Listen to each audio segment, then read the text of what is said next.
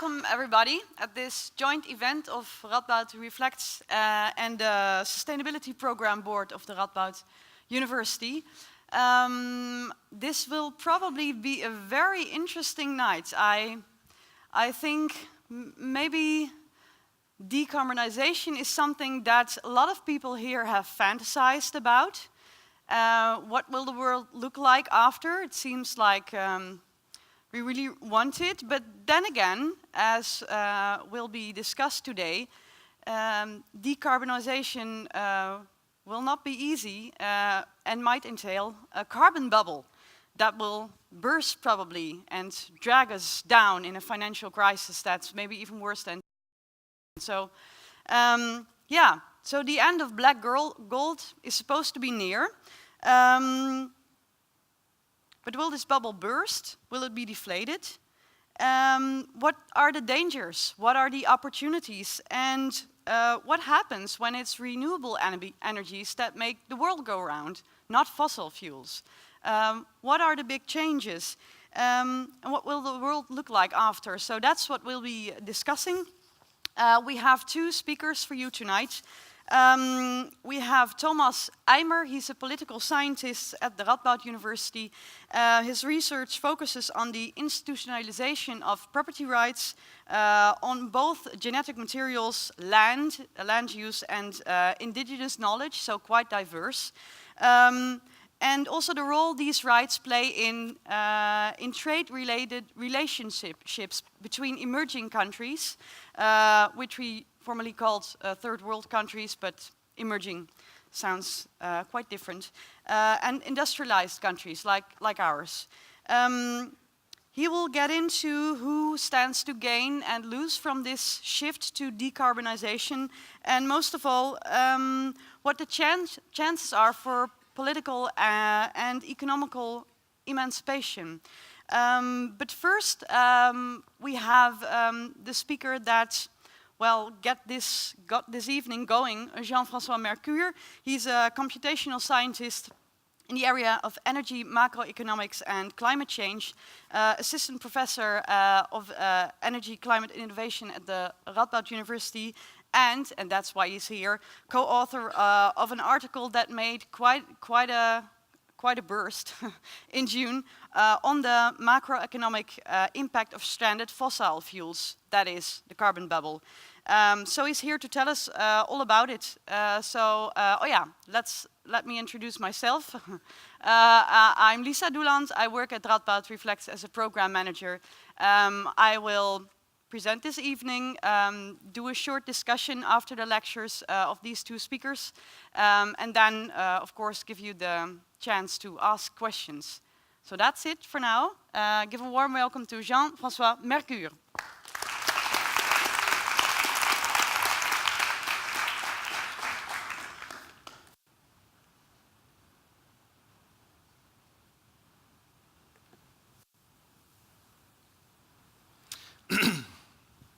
Everybody can hear? Okay, thanks very much, Lisa, for this introduction. Very happy to be here, invited to give this presentation. It's quite an audience, and I hope you'll be very interested in what I'm going to be talking about. So, where this came from. So my team, what we do is we attempt to inform policymakers on which policies to adopt in order to try to avoid climate change. And that concerns primarily the energy sector because that's where greenhouse gas emissions come from that cause climate change. So in this research we'll be doing, because it concerns fossil fuels, in fact it concerns technology. So our team, what we do is we try to explore and understand how technology changes over time in order to be able to try to see what the future might look like. And then doing this, especially looking at the transport sector, we discovered that something was going to happen with the energy sector, especially with the demand for oil. And you know, oil is very important in the economy.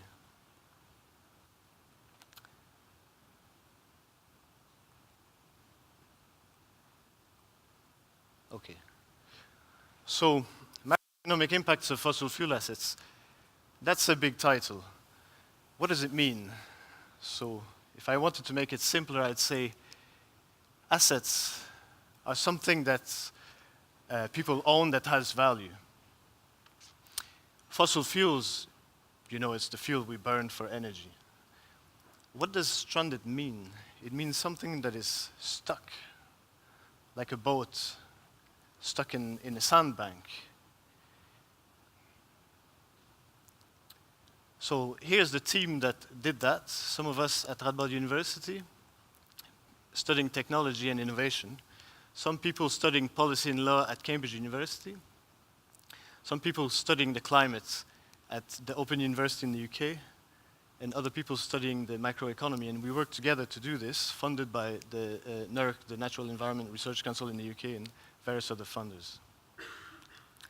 And that's the paper that we published in June in Nature Climate Change. And then it's got a lot of attention in the newspaper. That really got going. People talked about a carbon bubble that could erase trillions from the economy. Here's the Guardian article. This was sort of retweeted by Al Gore, the Times, and some lower quality newspapers with very apocalyptic titles. There you go. What was this about? And here's one maybe of interest to you in the Volkskrant that came out a bit later. Very interesting article if you get a chance to have a look at it. Okay, so to understand climate change and climate policy, you need to understand what is a carbon budget. A carbon budget is the amount of carbon we can emit before we exceed a certain temperature of global warming. But of course, this is probabilistic because any climate model only gives a probability of certain possible outcomes given a certain quantity of carbon. For different sorts of trajectories of the energy sector, we get different possible outcomes. But the Paris Agreement, which is the agreement that almost all countries of the world have agreed to, states that we wish to keep the temperature well below 2 degrees C of warming. Well below 2 degrees C of warming would mean something more than a 50-50% chance of achieving this. So we interpret this as perhaps something like 75-25, where we would like to have more chances than not of not exceeding 2 degrees. Now, policies can achieve that, but there's no guarantee that we adopt these policies or that we achieve this. The way we did this in our model is that we calculate the climate, the very many trajectories of what it could be, all the possible variations of its parameters under uncertainty, and count how many runs we have, and then we figure out which trajectory of greenhouse gas emissions leads to meeting that. And then we work backwards, what is the energy sector that leads there? But of course, if we don't adopt policies, there's none of this happening. So what are fossil fuel assets? Of course, some people own assets such as barrels of oil that are in the ground, and they think this has a value. They have that on their balance sheet of their company, and they think one day we will sell that and make lots of profit. But assets are also physical things, such as installations that are used for exploiting these sorts of assets. Now you can imagine that if the demand for fossil fuels was to change, perhaps if we don't consume as much fossil fuels as we thought we were going to, it's possible that we build too many of these things. In fact, it's possible that some of them might not see a lot of use if the calculation is badly made. So there is an expectation over how long they should be producing in order to pay back for their investment. And of course, if they go stranded, then some companies could become insolvent.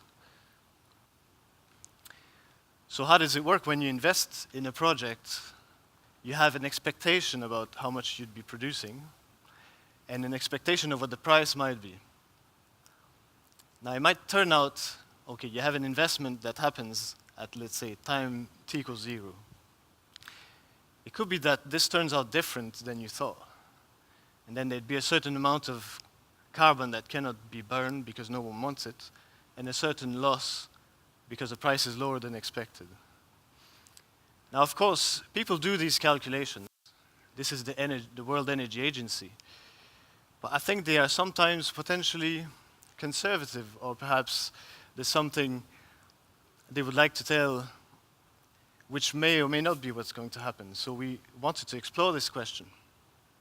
This has become important after a big, important speech by the governor of the Bank of England, where he suggested, and in a report by the Bank of England, that perhaps there's higher risk than we think in all the assets of the financial sector that might have exposure to either climate change or policies to avoid climate change. And that this should be important for the UK insurance sector, but also the whole world. Then studies were made about this, and they found that $1 to $2 trillion of dollars could be at risk in America and Europe alone. Now, if I was to go back to 2007, think of the financial crisis. There was a loss that concerned subprime mortgages, as you'll remember. The housing sector, it was a loss of $250 billion. But that led to a loss in the economy of $5 trillion in GDP. But in fact, it led to a further devaluation of the whole financial sector of $25 trillion. We're definitely in that ballpark. So the question is, what is the impact of the current technological trajectory, where we are currently going, and where we could be going with additional policies, on the value of fossil fuel assets, and then the whole sector, and the economy? So what we do is we simulate, we create models that look at the evolution of technology over time. For example, the electricity sector, the road transport sector, the household sector, everything that consumes fossil fuels, and across the whole economy.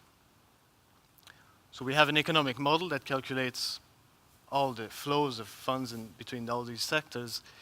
We focus on specific energy-intense sectors with representation of technologies, which have an impact on energy prices, the energy sector, and we use assumptions of possible policies, or perhaps no policy, look at what is the impact on greenhouse gas emissions, and then send that into a climate model to see what is the impact on the climate. So, here's some data that we obtained out of doing this. So here I'm showing three things. So we've got the International Energy Agency that does these sorts of calculations, and they look at what the future might look like, and they advise investment across the world in the sector. I mean, I won't keep it secret that we're challenging this to some extent. Here I'm showing only two sectors, the two most important sectors, but of course we did this for the whole economy. The electricity sector and its use of energy, and the whole transport sector and its use of energy. You see that in road transport there's a lot of oil that's being used, projected up to 2040 from the present. That's increasing according to them, according to the current direction of the economy. Now we did this same calculation. This is in the current trajectory of what we think is going to happen according to existing policies. And this is with policies that reach this 2-degree target, the Paris Agreement. Now, of course, if we achieve the Paris Agreement, there are massive changes that are expected to happen. That's by construction of the study, because we reach a carbon budget, both in the transportation sector and the electricity sector. But in the current trajectory, what happens is that the transport sector is already changing. In fact, we can tell that from the data. We can tell that from what's already happening. That suggests that maybe there's a peak in the demand for oil, and oil is the most valuable of the fossil fuels. So what is going to happen as a result of this? Here's the same trajectory, but in terms of the consumption of the fossil fuels. So coal, middle distillates is petrol and diesel, because we calculate the demand for these things out of our model of technology. Natural gas and the emissions. But that's the International Energy Agency scenario, and these are our scenarios. And you see that these white triangles is where we're not consuming as much oil as perhaps is expected by a lot of people. What does that mean? This means that is oil that is not produced. What does that do to the economy? So it has three main sorts of impacts, I would say. One is low carbon investment can boost the economy because it creates jobs in new sectors. It's innovation, new types of jobs, new types of development. So despite the fact that some prices might go up, for example, electricity prices, if we have lots of renewables, could be more expensive. But people are building things, and then this employs people and it creates GDP. But if this leads to a reduction in the demand for fossil fuels, then we might have an excess of supply. Fossil fuel prices might go down. This means production go down where it is produced, and we've got a loss of GDP and jobs. Easy to understand. But there's another effect, which is a trade effect, because some countries are exporting and some countries are importing. And for the importers, it's all great because they're currently sending lots of money abroad to the Middle East, for example, for purchasing all of this energy. Now, if they stop importing all this oil and spend the money locally, then of course it's good for the economy because it buys local products. So that could raise income. In fact, it could be that people have leftover income. It raises competitiveness and GDP. But that's only in the importer countries. That's, for example, here in Europe, China, Japan, those countries that don't have a whole big load of valuable fossil fuel assets to export. But what about the exporters? Of course, they would see a decline of their fossil fuel industry. Jobs, GDP. And that includes, for example, America, the Middle East, Canada, where I'm from. But there's something more. Imagine that you're an asset owner in the Middle East, for example. You've got lots of value underground, but you realize that other countries are adopting climate policies across the world. That means that there's a limit to how much carbon is going to be consumed. And if any carbon is going to be consumed, you would like it to be yours, not someone else's, right? Therefore, you might like to push it all in the markets. So if the demand is going down, perhaps you decide not to stop producing. What does that do? It floods the markets, and then maybe prices go down. So OPEC, the producing countries, oil-producing countries, could decide to sell out everything they've got rapidly to gather the market while there still is a market. Now, oil comes in different forms. You've got very low-cost conventional oil, higher cost oil under the sea, very high cost in the Arctic. You've got heavy oil in South America. In America, you've got shale oil boom you've heard of. But that's expensive because there's a lot of drilling involved. And in Canada, well, the tar sands, where you've got to do lots of separation of chemicals. Of course, you'll understand that if the price is going down, this will be the first to be out of the game, and this will be the second, and so on. And so the loss would not be distributed equally between the producers. That creates potentially massive political intricacies around the world. So what did we project? So here's, apologies, it's a very busy chart. Here's a production of fossil fuels for the whole world. And that's, in the solid lines, is what the IEA thinks will happen. In the dotted lines is what we think will happen in the current trajectory, and then in the 2-degree scenario. And in the current trajectory, you see a peaking of oil already. But this loss of production is not equally divided across the world. Some countries lose a lot more than others in this. This is a change in production from the IEA scenario. You can see that Canada and America are losing. We did some projection of what how the price could change by calculating what could be the marginal cost of production. And in different scenarios, whether the Middle East sells out or whether it doesn't sell out, you have a change in the price that declines rapidly. What does that mean? quantity times price declining means a lot less money. So we calculate GDP for these countries. So this is America in red, this is Canada. But now you see that in China and Europe, there's not much change. But Canada and America are taking a big hit. And there's this mirror picture for the number of jobs changing. And this is a total loss, calculated if we sum it up all the way to 2035. So this is the value of oil, gas, and coal. So that's negative, these negative bars here. It's different for every country. And this is the accumulated GDP loss. And you see some countries lose a lot, and some countries gain a lot. In fact, America loses a lot. The EU gains, China gains. This means quite important politics, because if, say, China reduces its consumption of fossil fuels, it's affecting America directly. Now you might wonder, therefore, shouldn't affected countries just get out of climate policies? You'd think that, right? You'd think America, maybe if it cancels any climate policies, they've already announced they would pull out of the Paris Agreement.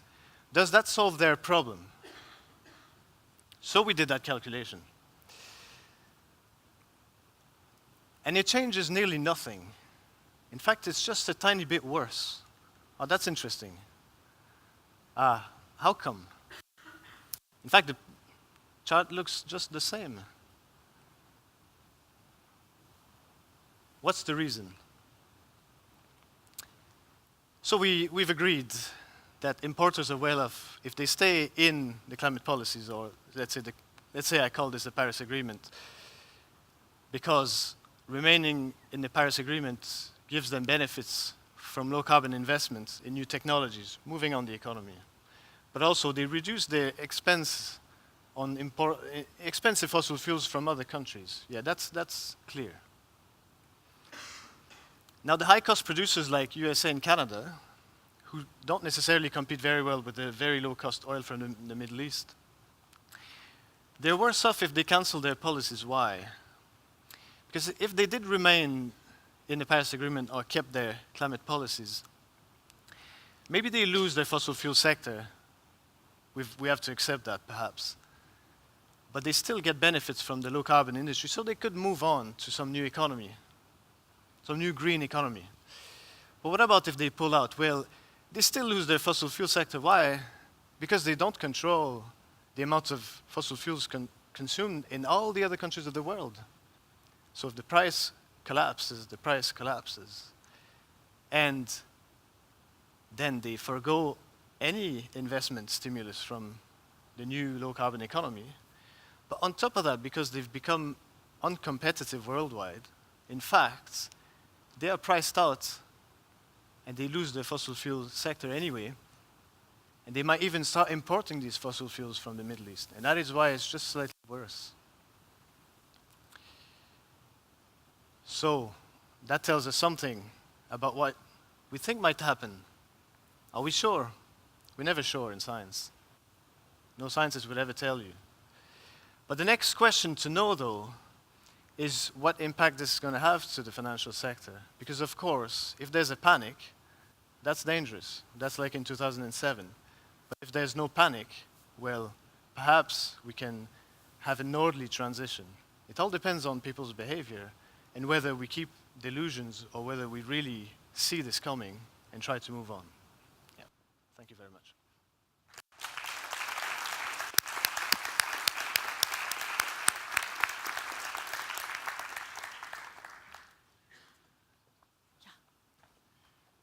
Thank you. It's the right one, huh? Yeah. Can you hear me? Yes. Well, Francois was talking about the long period of decarbonization, which is assumed to take place right now. And if I understood you correctly, you would say this is a period of around about 50 years in which this will take place. And I'm less concerned with the question of what will happen afterwards, after this transition, but I'm more interested in what will happen during this transition phase. because as we have seen at Francois' slides, in this phase, on the one hand, we will gradually make less use of carbon, of fossils and carbon-based industries, but at the same time, we will still use them. And this has, I hope it works. Still your slides. Up. Yeah, here it is. Yeah, and within this phase, what is happening is that our industries are partially obliged, partially they do it on a voluntary base. In each case, what industries are doing is that they are compensating their CO2 emissions by reforestation measures in developing countries, mostly in Africa, but also in Asia, India, for example, and in Latin America. And you may know this when you're booking a flight, for example, you will be asked that you can compensate the CO2 emissions from your flight by reforestation measures in, let's say, Latin America. And you can click, and then these contributions will be used to have new forests in Brazil, for example. And my question is, what will happen, or what happens under the conditions that these reforestation measures take place in the context of developing countries? And I would say the main point here is that these reforestation measures contribute to an accelerated modernization process. Second, this modernization process has the possibility that local communities can emancipate and that they can improve their living situation. But it can also lead to the destruction of existing social orders and can lead to forceful evictions. And if we get engaged with these kind of reforestation measures, thanks to CO2 emission avoidance, then we should be very careful and take a lot of time in order to plan these projects. And I would like to explain you why I think that this is necessary. In order to do so, I think what we first would have to take into account is what is happening on the ground when we are reforesting certain areas with the help of financial incentives. Actually, what we are doing is that we are formalizing property rights, or we are commodifying certain areas. And this is something which is completely new for some areas. First of all, in many areas of the global south, we have customary use rights. Some peasants or some local community members may be entitled to take some water from a certain area.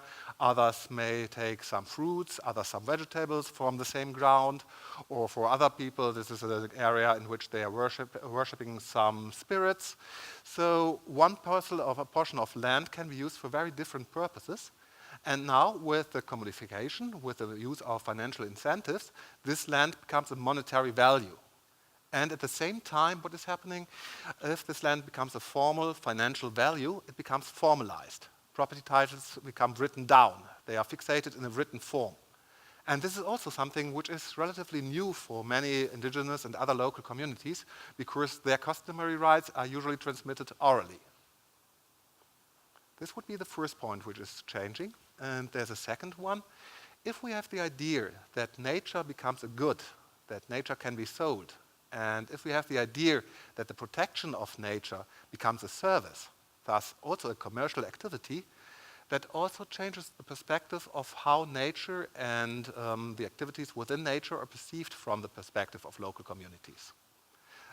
If you live in a community which is not based on monetary exchanges, so where money doesn't play that much of a role or doesn't play a role at all, natural resources are usually considered to be evaluated in terms of their use value. What can I do with a certain tree? What can I do with a certain portion of land? What can I do with a certain animal? And in many instances, it is not only about the practical use value, but it is also the question of in how far is this piece of land, in how far is this mountain, in how far is this animal also valuable in terms of its spiritual connotations. Maybe I consider it as to be a god or something like that. But if money comes in, and this is what is happening with REDD+ measures and clean development measures and all these CO2 emission compensation measures, if money comes in, then we have a different logic which is applied. Then I will ask myself, what can I do with the money I get for sustaining the nature? What can I do with the money which I get for planting some trees on a certain area? And, of course, what are alternative possibilities for me? So the whole logic, how I apply natural resources or how I deal with natural resources, will completely change if money comes in. And many indigenous and local groups have realized that this indeed is changing their living situation. I took this quote here from a representative of an indigenous group. And I think the last sentence is the most important one. If money comes in, if lands, if natural resources are commercialized, if they are perceived as a service or as a good, then this is, as I said, something completely new. And it also forces local communities, indigenous communities, to think in a completely new way, as this woman tells us. And what does this new way of thinking entail?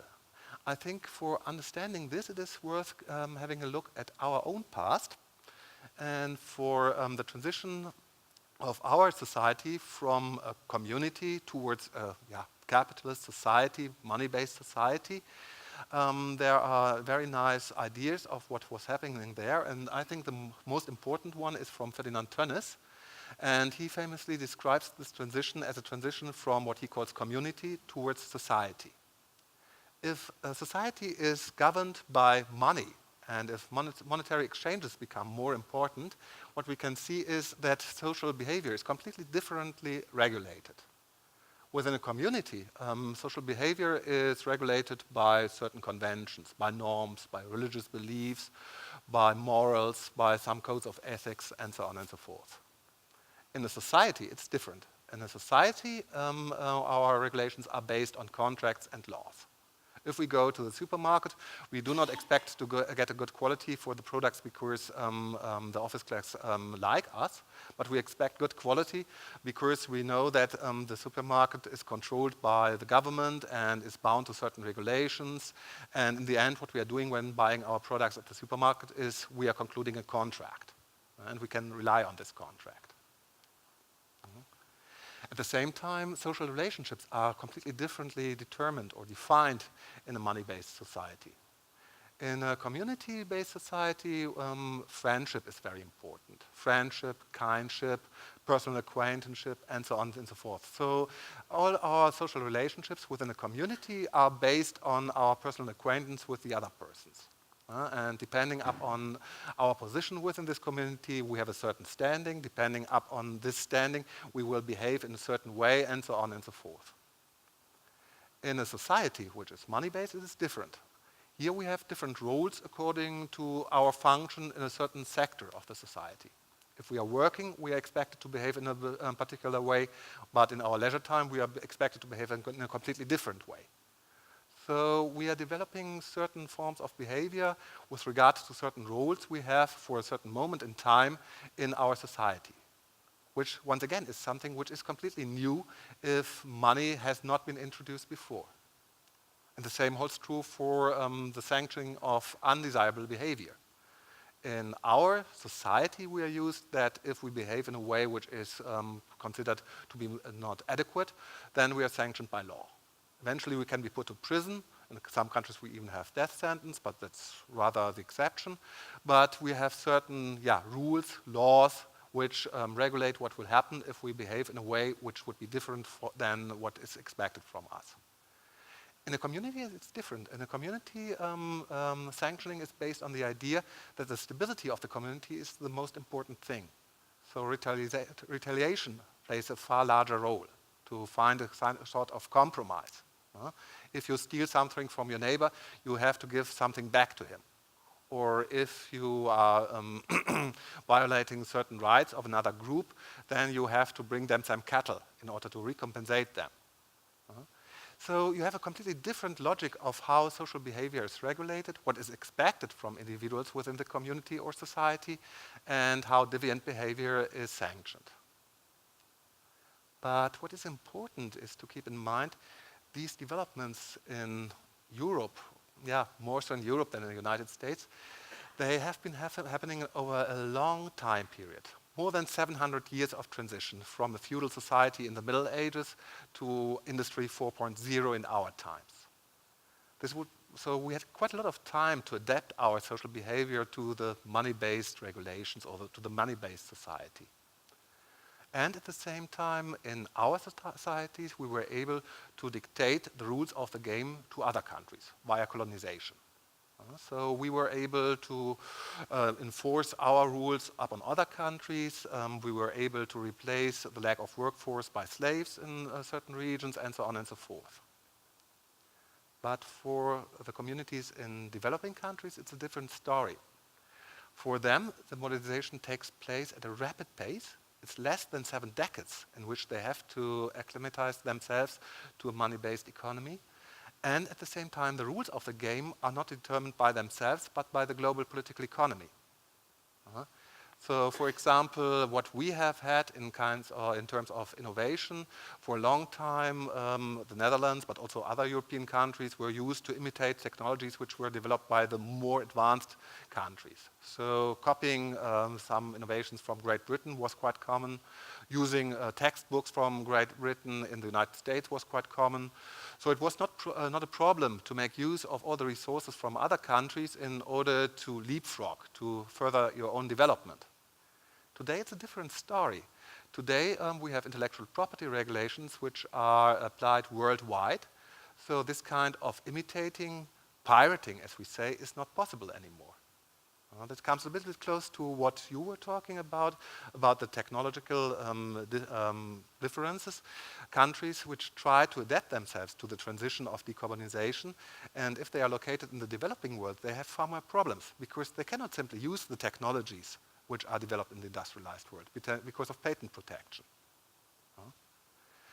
And for someone who is living in a local community, who is living in an indigenous community, this has very far-reaching consequences. Because what is missing in many countries of the global south, you don't have this kind of middle ground. If someone has to leave his countryside, if he has to leave his community, his village, then in the end he will end up in a favela, in a slum, in misery. Because you don't have these kind of mid-range jobs, working in a factory or something like that doesn't exist. Because the intellectual property protection rules from the world, they prohibit this kind of production. So it is far more difficult for local communities to adapt to the money-based society because these kind of middle ground opportunities are missing. And they have to adapt themselves in a far more rapid way than what was happening in Europe. These are the international conditions of these changes. But of course, there are also domestic aspects which have to be taken into account.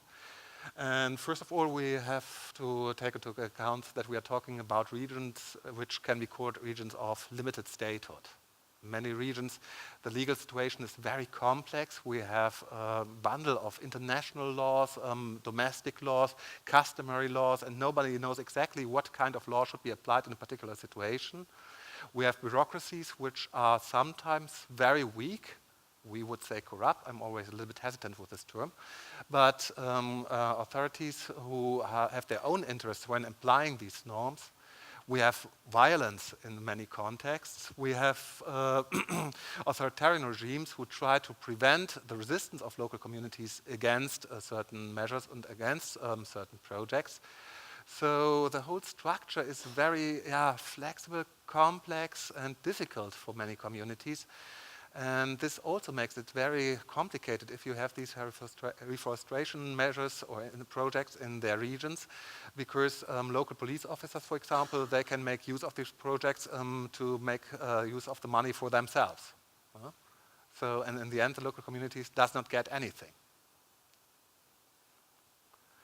Yeah, and I would still say we also have ongoing tendencies of colonialism. And here I would say we have two different kinds of colonialism.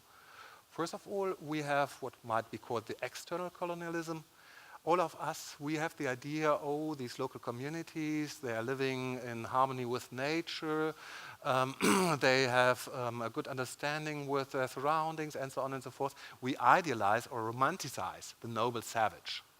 And we get very easily disappointed if they behave in a different way. And indeed, sometimes our NGOs are quite willing to punish local communities if they do not behave in the way they expected them to behave. I know it from my own research. Greenpeace, for example, in Brazil, they are very unwilling to accept that indigenous groups should sit at the table when talking about environmental policies. And I had another interview with an NGO in India, and there this NGO representative told me, oh, you know, all these Adivasis, indigenous groups, better they die. So this kind of external colonialism still plays an important role, I would say, in the way how we perceive local groups and how we interact with these groups. And of course, we also have internal colonialism. We have, as I said, very authoritarian regimes. We have regimes in which lower class indigenous groups, local communities are perceived as to be inferior.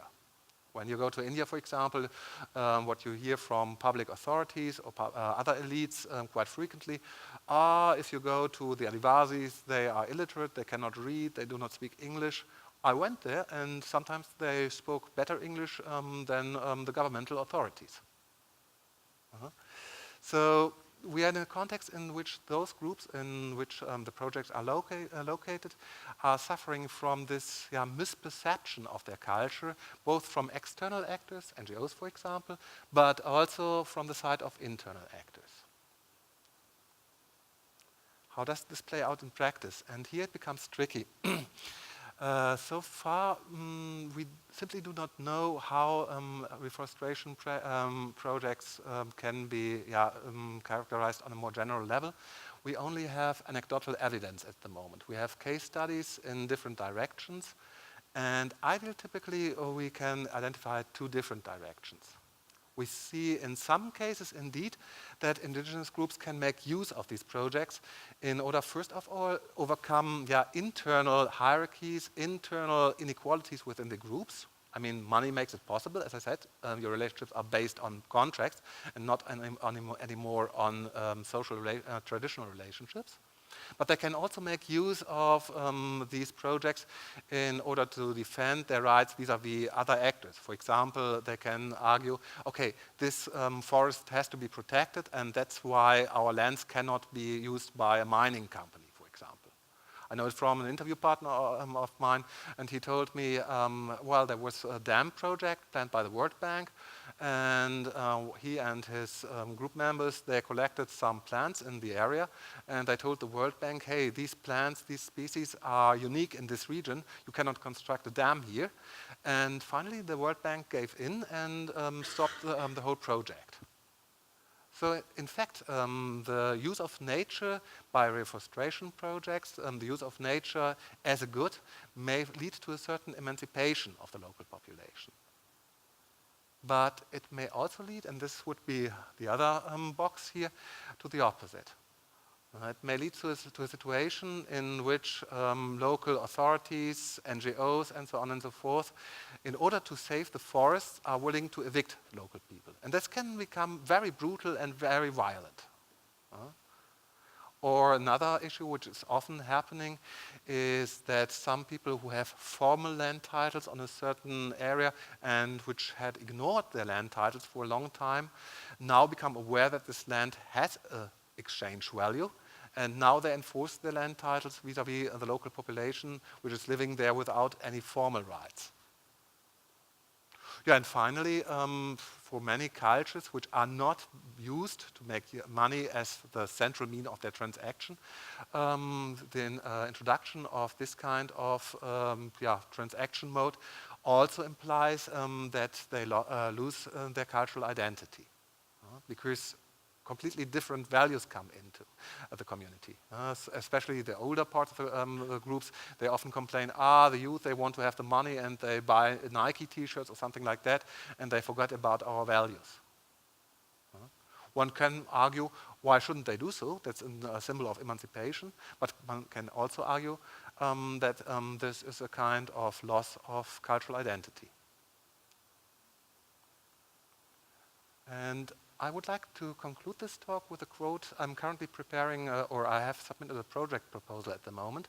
And for this project proposal, I needed financial support from private actors. And with this regard, I had many talks with companies who are active in this field. And I would like to conclude the talk with a quote from the CEO of one company, which is involved with reforestation projects in Uganda.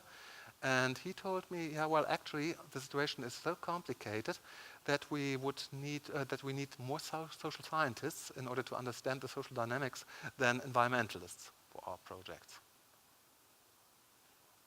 So to sum up, what we can see with reforestation as a kind of, what is happening in this transition phase of decarbonization is we can see an accelerated modernization process, which mainly affects local and indigenous communities. And this modernization project can have consequences which are positive to the extent that they help local peoples to develop themselves in a new direction, emancipate themselves from the constraints of a traditional community. But it can also lead to the destruction of social structures and in the end to the eviction of local people and to the extinction of certain livelihoods. And if we want to have these projects, we really need a very, very long time horizon, and we have to really carefully look what is going on the ground before starting with these projects. And with that, I would like to conclude my talk.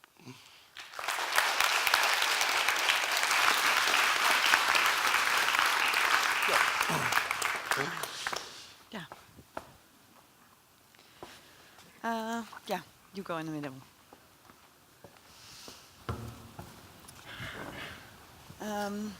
Thank you both for your two lectures on what this carbon bubble means and will mean. Before I get to you, because you must have a lot of burning questions, I want to delve into certain aspects of your talk a bit deeper. If I listen to you correctly, it seems like there are economical and technological mechanisms at work anyway.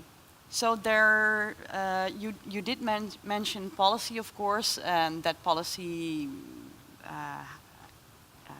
has influence, of course. But it seems like this is a process happening anyway.